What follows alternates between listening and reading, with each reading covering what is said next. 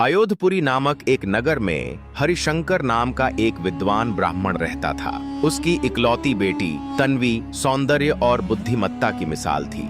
जब वह विवाह योग्य हुई तो हरिशंकर उसके लिए योग्य वर ढूंढने लगा, परंतु जिस किसी को भी वह देखने के लिए बुलाता तन्वी उसे मना कर देती। एक दिन परेशान होकर तन्वी ने अपने पिता से कहा, पिताजी, आप रोज रोज मुझे लड़कों से मिलाने की कोशिश न करें। अब मैं अपने लिए स्वयं जीवन साथी चुनूंगी। बेटी की जिद और प्यार में डूबे हरिशंकर ने उसकी बात मान ली।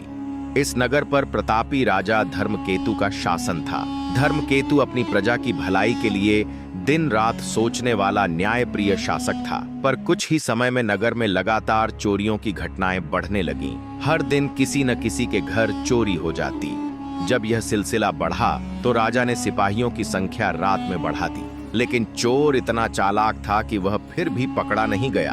अब तो वह नगर के बड़े सेठों और व्यापारियों तक को लूटने लगा। आखिरकार सभी व्यापारी और नगरवासी परेशान होकर राजा धर्मकेतु के पास पहुंचे। उन्होंने अपनी व्यथा सुनाई और न्याय की मांग की। राजा ने अब स्वयं चोर को पकड़ने का संकल्प लिया।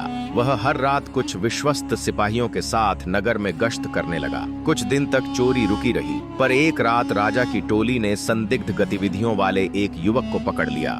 जब उससे पूछताछ की गई तो उसने चोरी की बात कबूल ली। राजा ने क्रोधित होकर उसे तुरंत बंदी गृह में डालने का आदेश दिया। अगले दिन नगर में घोषणा कर दी गई, चोर पकड़ा गया है। कल उसे नगर में घुमाया जाएगा और फिर फांसी दी जाएगी। यह खबर जंगल में आग की तरह फैल गई। अगले दिन जब चोर को नगर परिक्रमा के लिए निकाला गया तो लोग उसे देखने के लिए टूट पड़े। स्त्रियां अपनी छतों और खिड़कियों से झांकने लगीं। पुरुष गलियों में इकट्ठा हो गए। पूरे नगर में एक अजीब उत्सुकता थी।